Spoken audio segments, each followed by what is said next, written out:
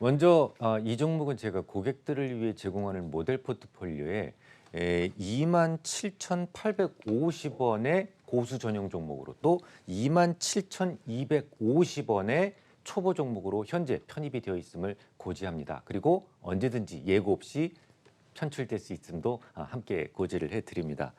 근데 지금 이 종목을 질문하신 분은 이 국고초를 즐겨보시는 분은 아닌 것 같아요. 제가 통신주들에 대해서는 가급적이면 당분간 매수하지 말라는 말씀을 제가 참 여러 번 드렸었던 것 같아요. 100번은 드린 것 같은데요. 그 이후로 제가 설명을 드렸던 것이 이번 정부가 사실은 상당히 서민 친화적이잖아요. 서민들을 위하는 정책을 많이 쓰게 되는데 뭔가 이렇게 좋은 점이 있으면 반드시 풍선 효과, 이쪽에서 손해보는 쪽이 반드시 생기게 되죠. 그래서 통신료 낮춰라라는 그런 그 프레셔를 계속 주고 있는 상황이기 때문에 여기에 일종의 희생이 발생할 수 있다라는 말씀을 제가 드렸었는데 그 말씀을 못 들으셨나요? 예, 주가가 계속 떨어졌어요. 그러면 또 이게 궁금하시죠? 너 사지 말라고 그래놓고 갑자기 왜 여기서 사게 됐니? 라는 것이 궁금하실 것 같은데 그 부분을 좀 설명을 드려야 될 것 같아요. 일단 질문하신 분이 5G에 대한 기대치를 가지고 계신 것 같습니다. 근데 그 부분은 저도 동감을 해요. 왜냐하면 사실은 5G하고 4G하고 그러니까 LTE하고는 이게 완전히 차원이 다릅니다. 뭐 지금은 뭐 물론 그 LTE 라인을 같이 사용하기 때문에 속도가 한 2배 정도 평균밖에 나오지 않지만 이론적으로 앞으로는 점점 더 속도가 높아져서 20배까지 늘어날 거라고 얘기를 하죠. 게다가 무지연성, 동시성이라고 하는 이 굉장히 중요한 그 특성 때문에 예를 들어서 자율주행차라든지 자율주행차는 약간의 오차도 생기면 안 되잖아요. 그리고 예를 들어 사람이 뭔가 위험을 인지하고 브레이크를 밟고 이런 시간까지 다 감안했을 때 이 브레이킹이 될 수 있는 그런 시간이 딜레이 되지 않습니까? 그런데 만약에 이제 이 5G가 상용화되게 되면 그런 위험도 사라질 것이다라는 것이죠. 그래서 자율주행차라든지 아니면 원격 진료, 환자를 진료하는데 이 타임 지연이 생겨서는 안 되겠죠. 그래서 이런 부분에 있어서 반드시 넘어야 되는, 그러니까 4차 산업혁명에 필요한 반드시 넘어야 되는 그런 돌다리라는 거죠. 그래서 사실은 지난번에 모바일 월드 컨그레스죠. 보통 유럽인들은요, 이런 거 새로운 기술 나오면 그게 뭔데? 라고 이렇게 조금 좀 배관시하는 그런 경향이 있었는데 이번 5G만큼은 그네들도 굉장히 어그레시브하게, 그죠? 좀 이렇게 우리도 투자하고 싶다, 뭐 이런 그런 많은 그 제안이 있었다라는 얘기들도 후문으로 들려오고 있을 정도로 이 LTE하고 5G하고는 분명히 다르다라고 생각을 합니다. 그러면 왜 제가 굳이 왜 KT를 선택을 했는지가 굉장히 중요한데요. 이 KT는 다른 종목하고 좀 다른 부분이 있어요. 일단 5G의 특징이 뭐냐면 고주파 영역이기 때문에 이게 그 포스트가 아주 촘촘하게 박혀 있어야 된다라는 거죠.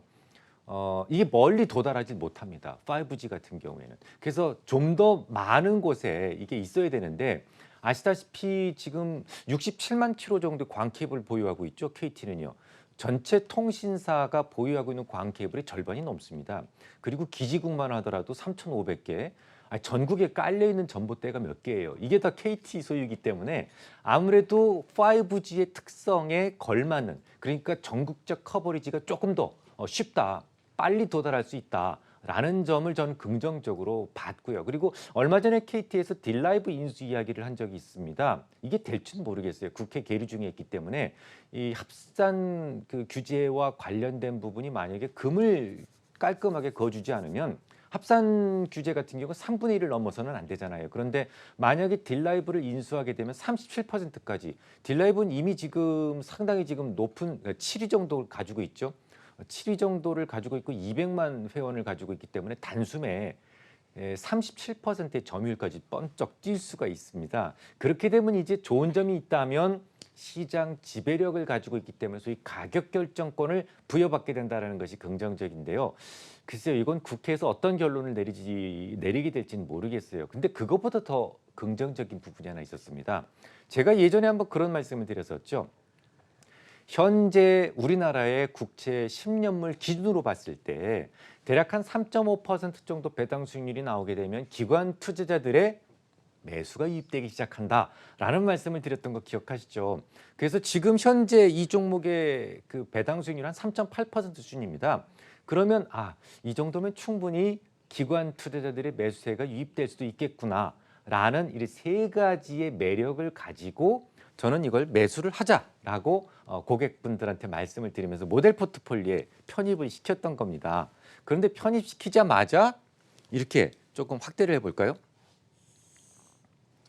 이렇게 커다란 음봉이 빵빵 발생하면서 주가가 뚝뚝 떨어집니다. 그래서 야 이게 왜 그러지라는 생각을 또 하실까 봐 전 또 열심히 이걸 또 찾아봤어요. 왜 그런지 그랬더니 아주 조그만 뉴스가 하나 있었습니다. 일반인들은 잘 모를 수밖에 없는 그런 뉴스가 있었는데 뭐냐면 MSCI라고 하는 그 세계 최대 벤치마크 지수를 운영하고 있는 그런 회사가 있죠. 모건 스탠리 캐피탈 인터내셔널이라고 그런 약자인데요. 이분들이 기준이 있어요. 그러니까 뭔가 지수에 편입시키고 또 편출시키는 기준이 있어요. 그게 뭐냐면 지금까지는 외국인들에 대한 매수에 제한이 있는 종목군들 이건 50%까지 못 사죠. 외국인들이 돈이 있어도 사고 싶어도 이거 국가 기관 산업에 속하기 때문에 50% 이상 살 수가 없습니다. 그러니까 외국인들의 매수 제한이 있는 종목이 소위 foreign room이라고 해서 외국인들이 매수할 수 있는 비중이 3.75% 미만으로 떨어지게 되면 이건 유연성이 떨어진다라는 거죠. 그래서 벤치마크에 들어가 있다고 하더라도 누가 그걸 살 수가 없으면 과연 살 수가 없으면 지수에 편입시키는 것이 옳으냐라고 해서 빼기로 결정을 했었습니다. 예전부터 있었던 규칙이에요. 그런데 여기 단서가 하나 붙어 있었는데 그러니까 해외 예탁 증서라고 여러분 들어보셨죠? DR이라고 그러는데 디파지터리 리시트라고 그러는데 요게 만약에 있을 경우에는 그 규제 조항에서 면제된다라는 그런 조항이 있었어요.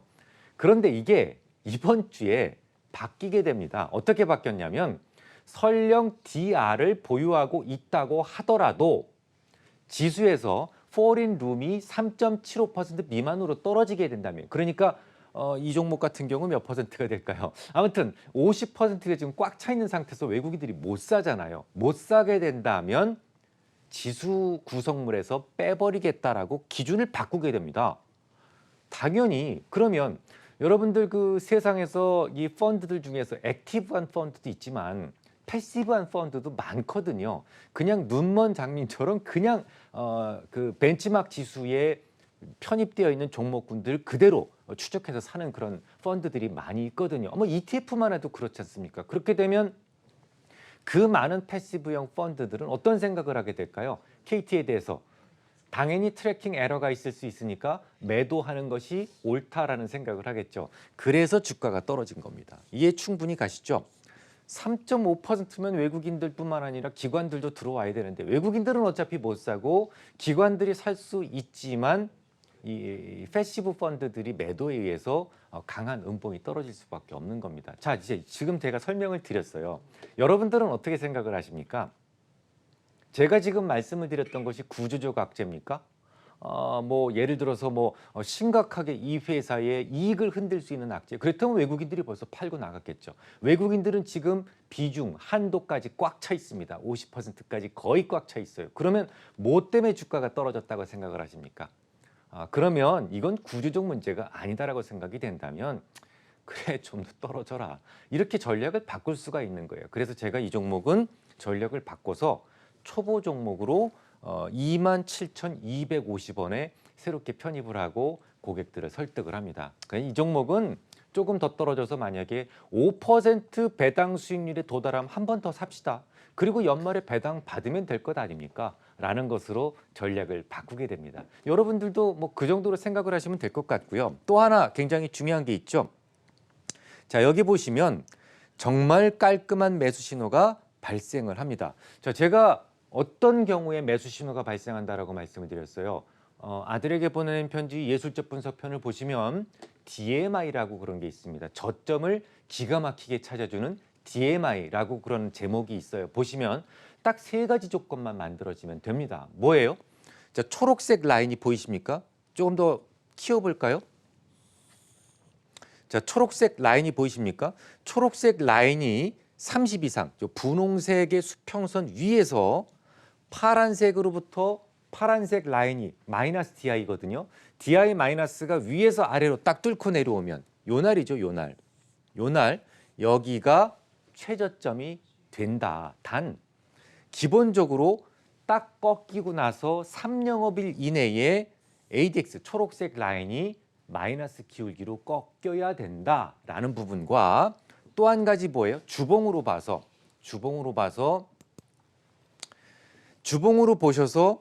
요것과 요것을 비교를 해서 이게 호전돼야 된다. 그러니까 더 짧아져야 된다라는 거죠. 그 커서를 딱 갖다 대보면 압니다, 이게.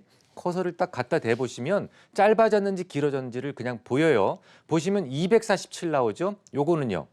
226이 나오죠. 그러면 더 짧아졌다라는 거고 매수 신호가 확정됐다라고 보는 겁니다. 그러니까 이걸 이제 다시 길게 볼까요? 길게 보시면 여기에서 매수 신호가 나왔다라는 겁니다. 이거보다 더 안전한 매수 신호는 본 적이 없어요. 여러분들도 꼭 한번 찾아보시고 이 매수 신호, 매도 신호를 보시기 바랍니다. 그러면 매도 신호는 어디에 있어요? 여기 있잖아요. 5일선 이상에서 시가, 종가가 모두 끝난 봉을 우선 취하라라고 제가 써놨습니다. 근데 동일한 몸체라면 저항은 양봉을 우선으로, 지지는 음봉을 우선으로 찾아라라는 말도 함께 써놨습니다. 꼭 찾아보시고 실천해 주셨으면 좋겠습니다.